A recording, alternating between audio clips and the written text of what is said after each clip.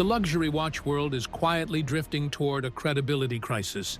And if you've bought a pre-owned Rolex anytime in the past few years, there's a growing chance that the watch on your wrist isn't entirely what you think it is. This isn't about obvious knockoffs or street corner fakes. Those are easy to spot and easy to dismiss.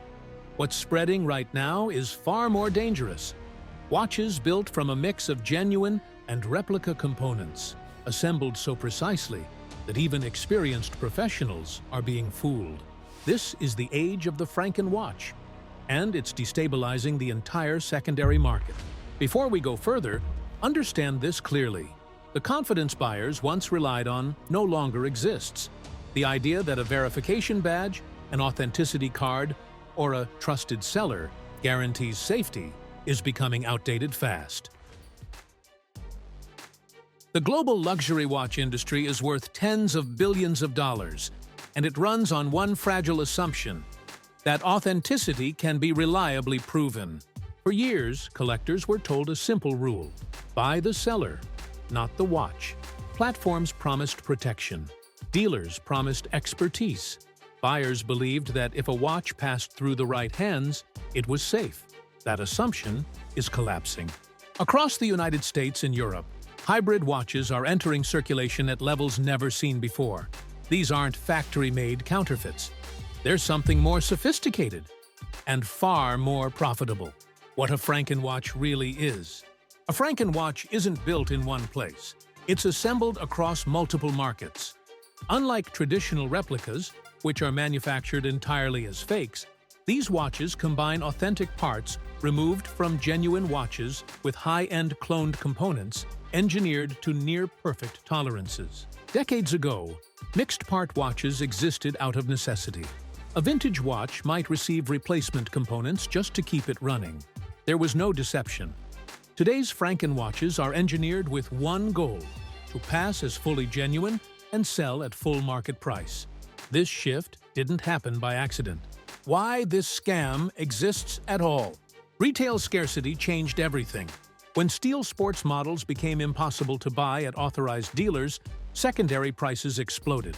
Once a watch triples in value, every component inside it becomes valuable on its own.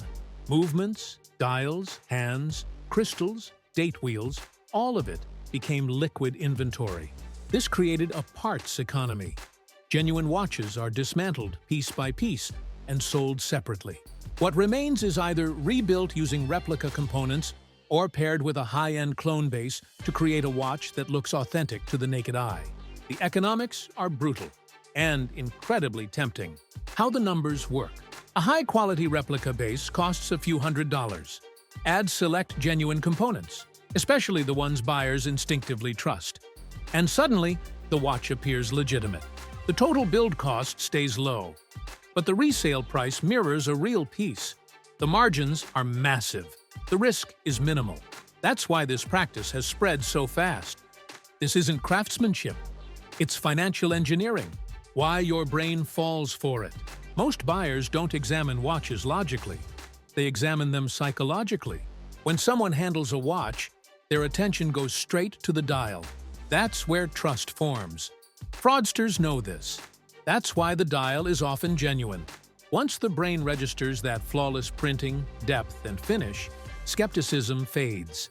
Everything else inherits that trust. Even if the movement, case, or bracelet isn't authentic, that single genuine component creates a halo effect that masks everything else. The technology gap is gone. For years, replica movements were easy to identify. They were noisy, inaccurate, and had inferior power reserves. That era is over. Modern clone movements now match genuine architecture, power reserve, winding feel, and setting behavior. Some are even compatible with real parts, allowing scammers to install authentic components directly onto replica movements. At a glance, and sometimes even under magnification, they look correct. Without full disassembly, the difference disappears. Why authentication is failing. Most large platforms rely on high-volume authentication. Time is limited. Liability is high. Disassembly risks damage. If a watch presents genuine external components, and performs within expected tolerances, it often passes. A card is issued. The watch is shipped. The truth surfaces later, sometimes years later, when a buyer sends the watch for service and gets devastating news. Social media made it worse. Private deals move fast, too fast.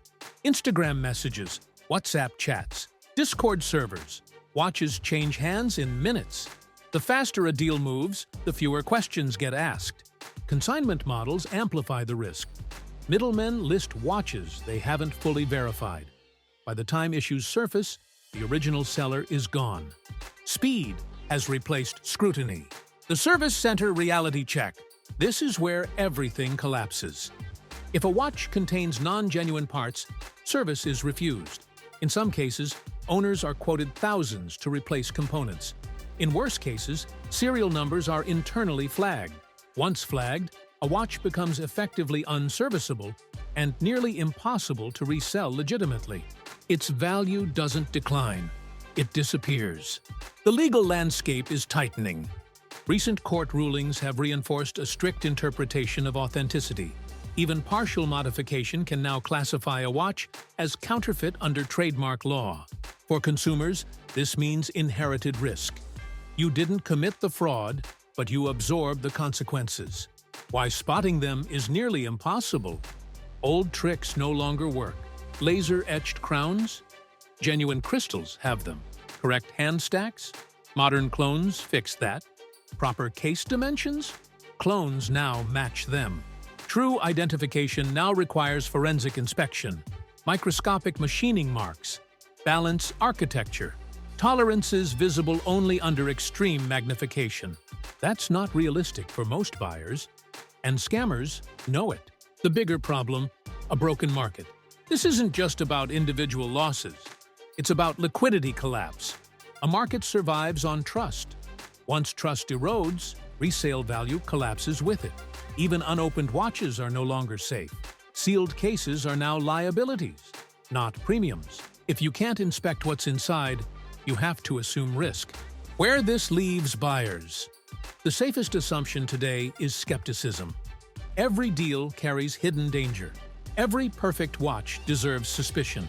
Independent verification, chosen and paid for by the buyer, is no longer optional. It's survival. This crisis didn't appear overnight. It's the result of scarcity, speculation, and unchecked incentives. The system rewarded profit over transparency, and now it's cannibalizing itself. Nothing here is financial advice. The market is volatile, and the traps are real. So here's the question. Knowing what you know now, would you still buy a pre-owned Rolex? Or would certainty matter more than brand prestige? Let me know your answer in the comments.